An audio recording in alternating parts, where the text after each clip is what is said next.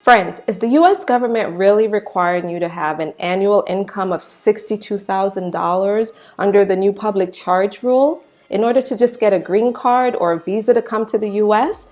That's the question that I'm going to answer in this video because there's some misinformation out there. So we're going to unpack this. You don't want to miss this one. I'm going to cover the income requirements under the new public charge rule. Stay tuned.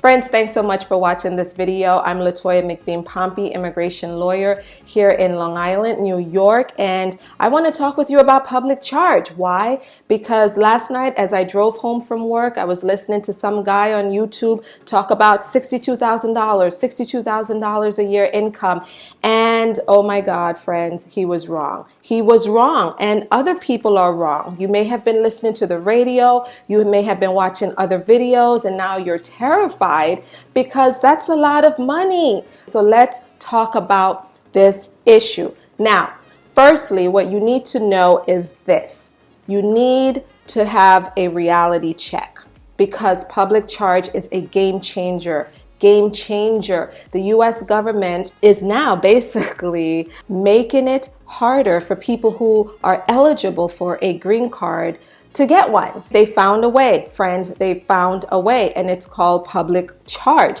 And here's how it's going to work. Let's say you are a US citizen wife and you've petitioned for your husband in India, and you may have filed your I-130, let's say back in June of this year, and public charge hasn't hit yet, right? We know that we're expecting it to hit or become effective on October 15th. Now, let's say it's December and public charge has been implemented and your I-130 has been approved. Now, you might be saying, well, Attorney McBean Pompey, I got my petition in before October 15th. We're good. My husband is safe. He's going to make it through. And my answer to you is not so. And here's why. Because after that I-130 is approved, friends, you now move into phase 2 of that process, which is called consular processing. Your husband is going to have to go through the NVC, right? The National Visa Center. He has to submit a visa application. And when he does that, public charge will hit him at that point because we're anticipating that the State Department is going to amend its rules and make it effective by October 15th as well, so that any visa applications that are processed after that date, they're going to go through that public charge test. What test? Well, since you asked, that 5-part test that's going to be extremely hard for most people to pass. Brilliant on the part of the US government, right? Because they figured out a way to make people who are eligible, they are actually eligible for a green card, but the government has found a way to deny them anyway. And it's called public charge. So a whole lot of people are going to be hit with this because that 5-part test, which I just actually did a wonderful workshop on how to pass that test. And if you miss it, not to worry, I'm going to offer it again. So stay tuned for the launch date for my workshop on how to pass the public charge test, where I lay out my strategy, friends, for what it's going to take for you to pass that test. Now, going back to your husband in India, he submits his visa application to the NVC. They're going to run him through that 5-part test. They're going to be looking at his age, his health, his income, his education and skills. They're going to be looking at his household size, and they're going to really size him up, friend. And if your husband does not pass that test, he's not going to come here to the US and join you. So it is no longer a slam dunk. Now, let's say you are here in the US, right? And your US citizen parent is going to petition for you, and maybe you're 19 and you're a single mom, and you submit the entire packet to adjust your status, and you do that in maybe November or December of this year. Friend, it's going to be a nightmare for you because adjustment of status under public charge has changed in a major way. You're going to have to fill out what's called the Declaration of Self-Sufficiency. And I took a look at that draft form today, and I want to say it's about 19 pages, and it's a mess. It's a mess. It requires so much.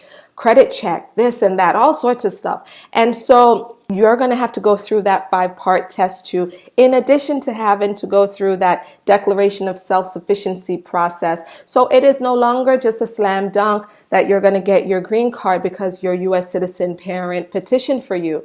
Those days, unfortunately, seem to be behind us for the moment. We're still watching to see if public charge is going to be implemented on October 15th. I'm saying all of this to say that no one is really safe here. Friends, I'm just giving you a reality check. No one is really safe here because the government found a way to make people who are eligible for a green card and deny them.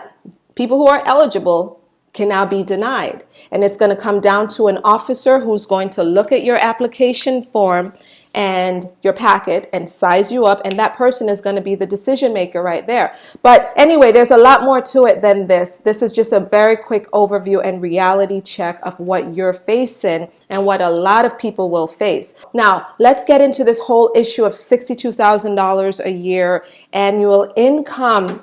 And so, friends, yes, the income level under public charge, it hasn't totally changed. And here's why I say that. Currently, under our rules, a petitioner has to be a sponsor as well and submit an affidavit of support, right? And have a particular income level that is at least 125% of the federal poverty guideline. The federal poverty guidelines is what immigration uses to determine whether a person's income is sufficient to sponsor someone. So, you know, old news, you knew that, old news. What's new under public charge is that the government is saying, yes, you need to have a sponsor whose income is at least 125% of the federal poverty guideline. But by the way, beneficiary, you, the person who is looking to get this green card or looking to get this visa to come to the U.S., we're going to be looking at your income level as well.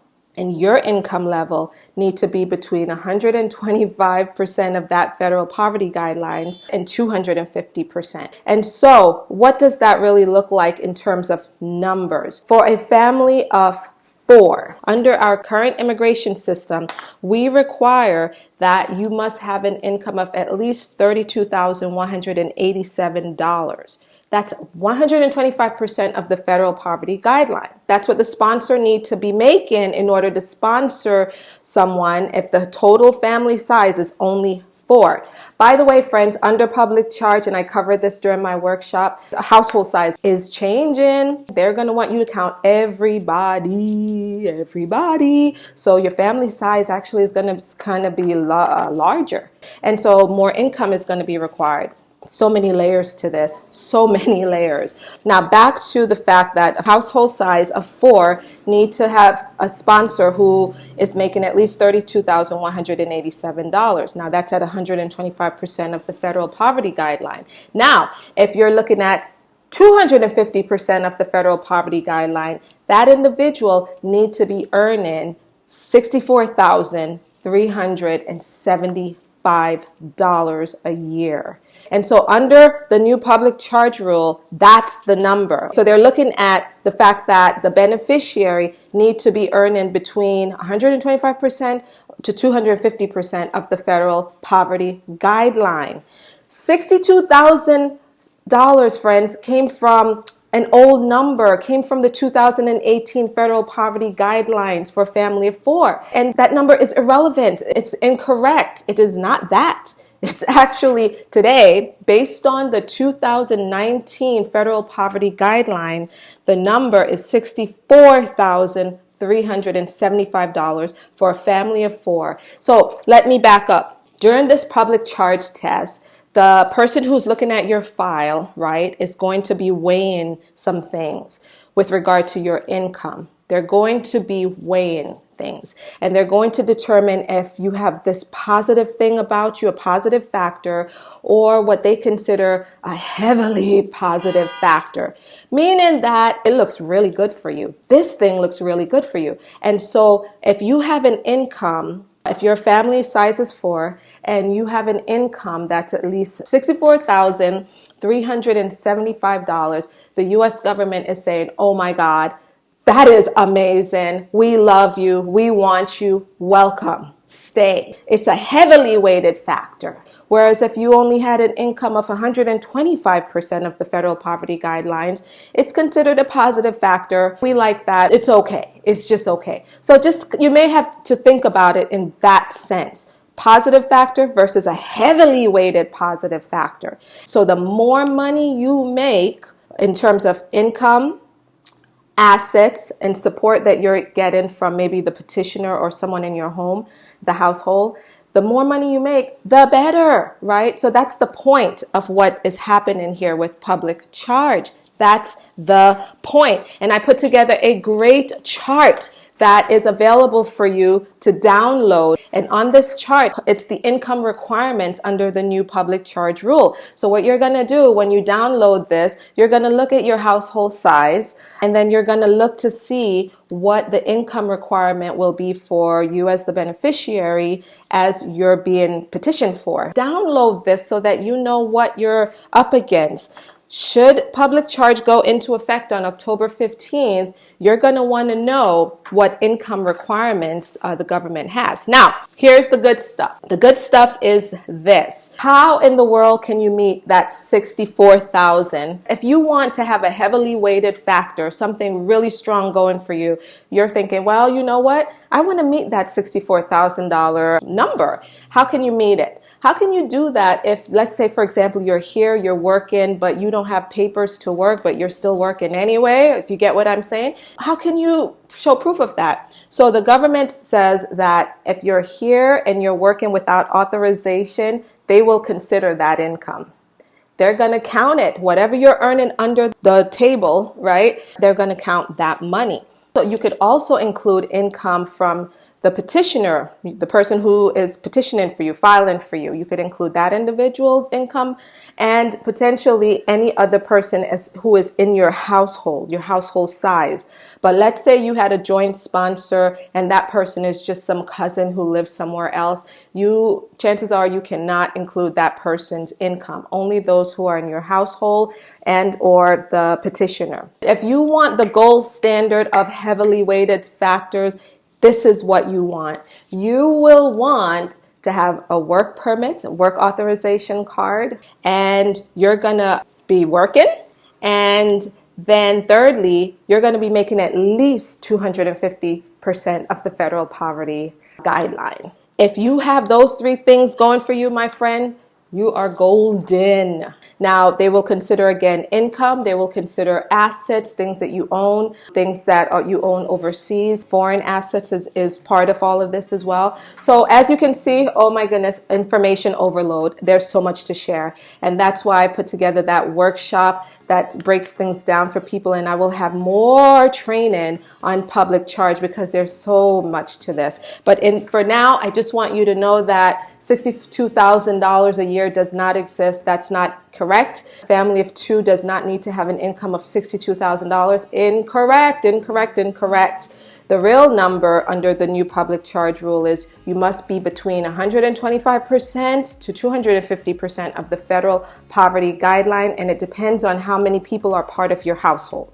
That's a lot to chew on in this video. I hope you found it helpful. Again, go ahead and download my free guide today on the income requirements under the public charge rule. And friends, I'm so happy to be part of this process with you and help you to understand what's really going on. Get on my email list if you haven't yet done so, and subscribe to McBean Immigration TV.